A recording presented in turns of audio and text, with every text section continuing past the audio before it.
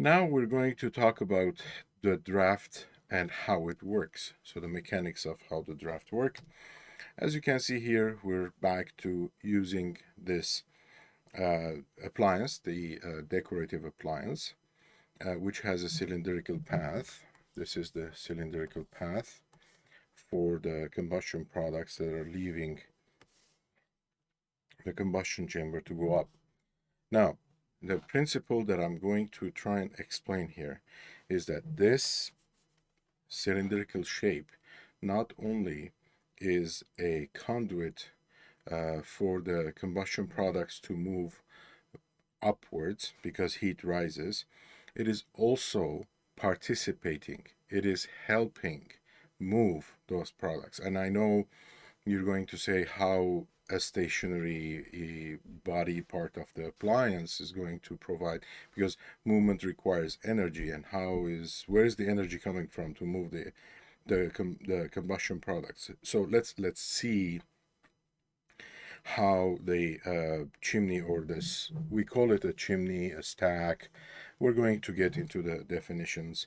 We call it a venting system. How is this chimney in its shape, in its body, helping, assisting the draft to move upwards? Obviously, this is natural draft because there are no motors or fans or anything like that.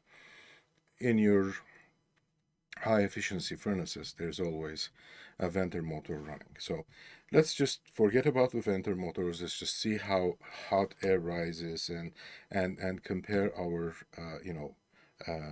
notes here. First things first, let's have a look at point A and point B. Point A is outside, and point B is in the vent or venting system. This is very important. So point B is not outside as it looks here. It is actually inside. And what are we doing with those 2 points? We are obviously trying to see the pressure difference between the point A and point B while the flame is on. So if we measure the pressure at those 2 points and we compare them, which point do you think, that is A or B, will have a higher pressure, okay, when the flame is on? So which point has a higher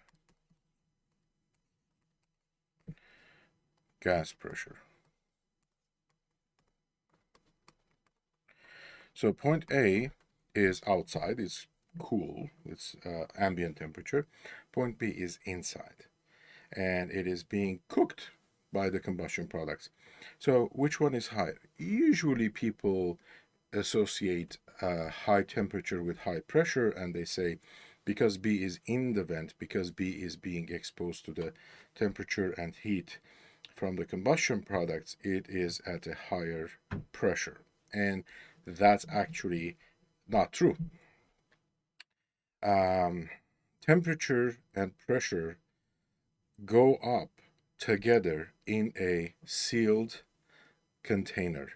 Think about a pressure cooker. Think about a refrigerant cylinder, or even a propane cylinder. If a container is sealed to the atmosphere and you increase the temperature of whatever is inside the container, the pressure will increase. That's it, as simple as that. However, this is not a sealed container. Whatever is in that cylinder shape here is exposed to the atmosphere. So the rule reverses in this case. Whatever is open to the atmosphere, when heated, in terms of gases obviously, when heated, its pressure goes down. If you're trying it very hard to believe, then you can refer to the weatherman that says high pressure coming down. What's the color of the high pressure? Is it red or blue?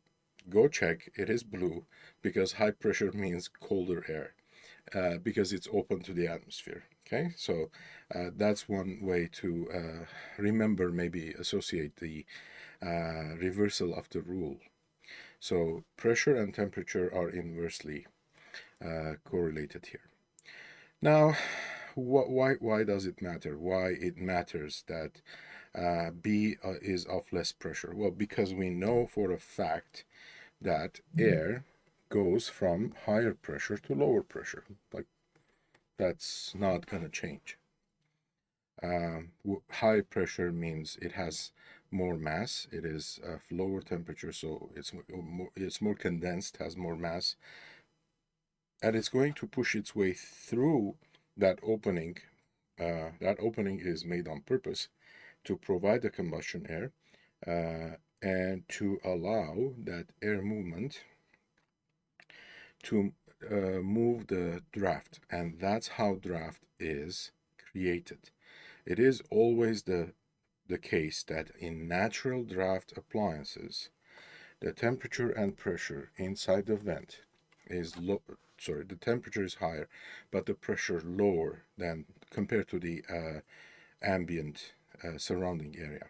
And it is always the case that you have an opening for combustion air to go inside. And that's how draft is generated and maintained. That's it, as simple as that. Now, let's talk about that shape there, okay? So the first definition I want you to be clear about is that if you hear stack or if you hear chimney, those are words that refer to any venting system that is taking those combustion products to the outside, to the atmosphere. So chimney, when I say chimney, I don't necessarily mean that it is brick made of brick or clay tile and it is, adjacent to a house building. No. A chimney can be metallic, it can be plastic. The material is irrelevant here. A chimney is basic, or the stack is that part where the combustion products are rising into and going to the atmosphere. So that's one of the definitions that you need to remember. The other definition is your vent gas temperature. So obviously this this this cylindrical shape will heat up. That's pretty obvious because of the combustion products moving through it. Now, that temperature, as a matter of fact, is a factor in the design. Not only that higher temperature will decide, for example, that you're going to use a metallic versus plastic venting, or you're going to use a chimney, tie line chimney versus a metallic venting, but it's also going to decide how much energy those combustion products have to rise up. If they are cooler, they don't have enough energy to rise, and they may fail to rise actually, and that's a problem. And if they are too hot, they will rise really fast, and they just might, uh, starve the fire, of its um, regular or adequate rate of flow in terms of natural gas and combustion air. So, vent gas temperature is the second most important thing that we talked about. We also need to talk about the vent height. Now, the definition of height of a venting system requires using two technical terms. One is vent termination, right? Termination. So vent termination is the point where technically the vent is terminated, meaning combustion products meet the atmosphere. The other technical term is overfire point. Overfire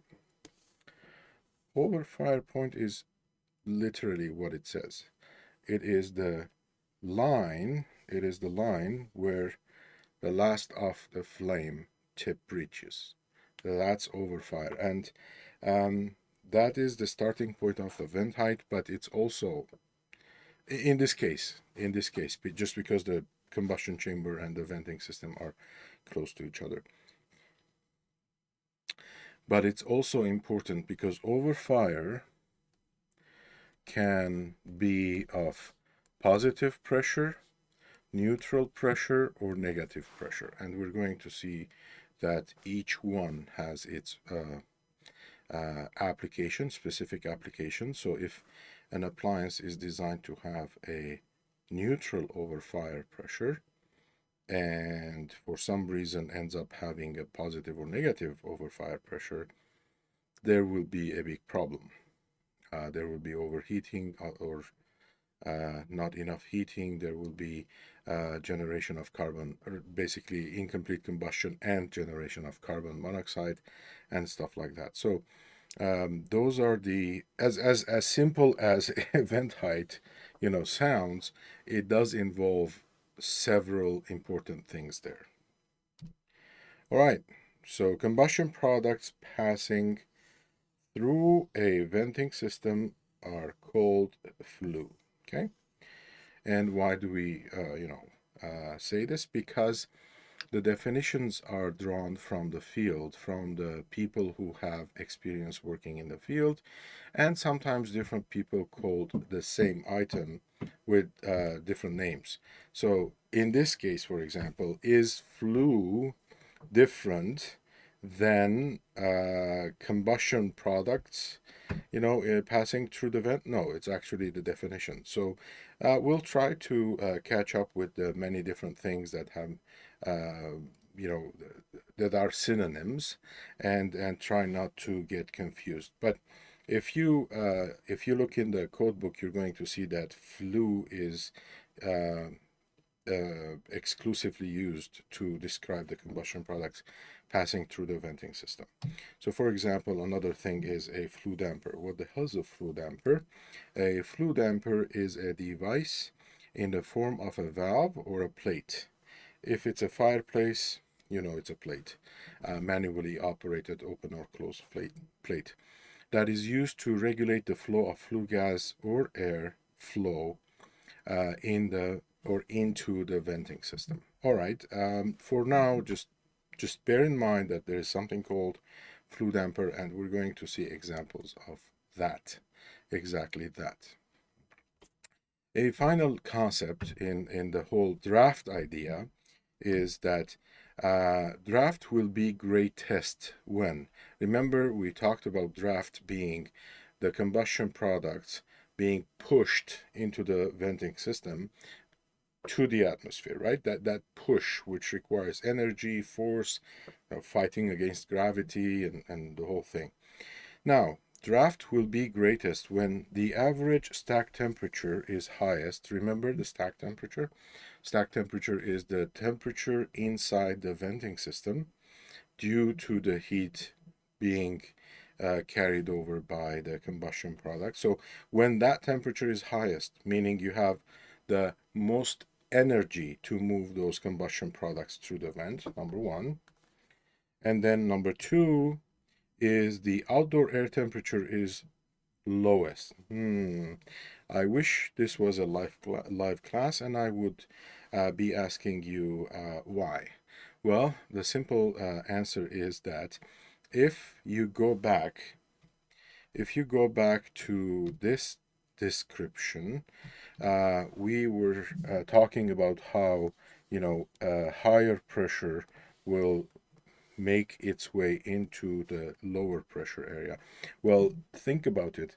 The lower the temperature here, the higher the pressure.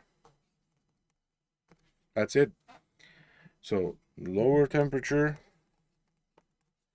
higher pressure. That's what you want. You want higher pressure. And the way to get that is to have lower temperature. That's why your draft is not as forceful. Take an appliance that works summers and winters. For example, residential hot water heater tank, storage type hot water heater. It works in the summer and it works in the winter to provide your domestic hot water. Draft of that if it is natural draft. I understand there are mechanical draft ones out there, but if it is natural draft, the draft itself, that force, that amount of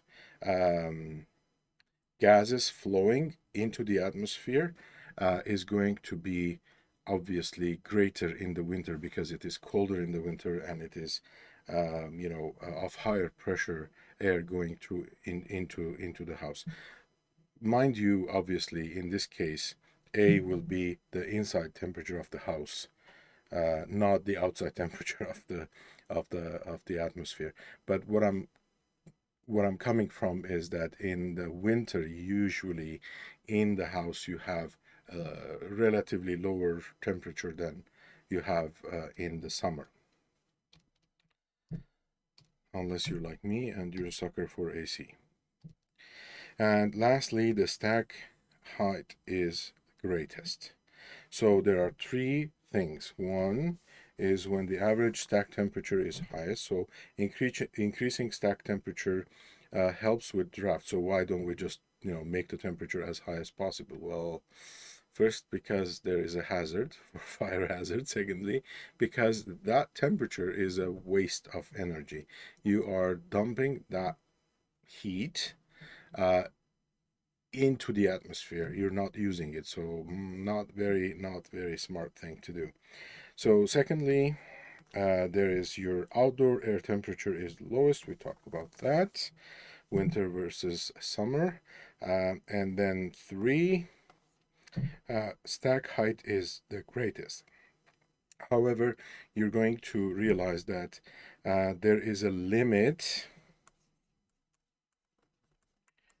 to the stack height before it starts to become problematic. So you can't just increase the stack height indefinitely, expecting to increase the draft indefinitely. That doesn't work. You increase it to a certain limit, after which increasing the stack height is going to adversely affect the draft. So that is the conclusion of what we should know about draft. Before, this was very qualitative, descriptive kind of teaching. We are going to eventually start to talking more quantitatively. We're going to say 1 2 3, this is 10 cubic feet per hour, this is 100 cubic feet per hour, and so forth. So I'll see you in the next video.